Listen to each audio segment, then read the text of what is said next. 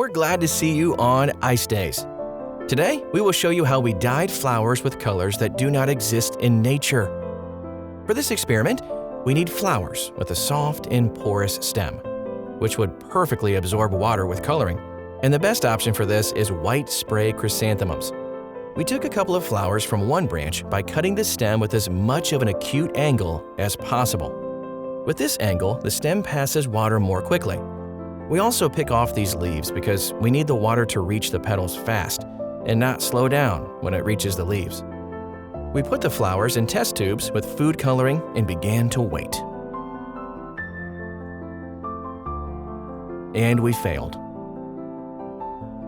Trying to understand the reason for the failure, we found out that it is necessary to use only fresh-cut flowers that have never stood in water.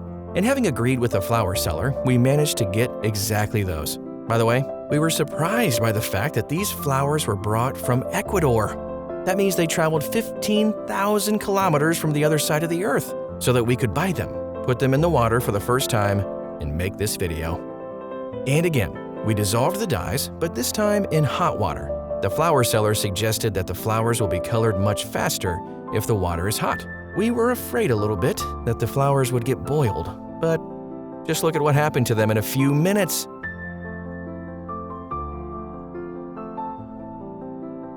In the accelerated video, you can see how the dye fills the main vessels, starting from the tips of the petals, and then smoothly diverges along with the petals.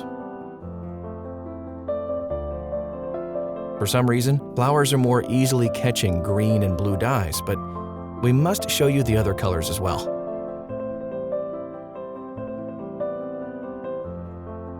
Then we got an idea of mixing colors and got a purple color, and then a purple flower.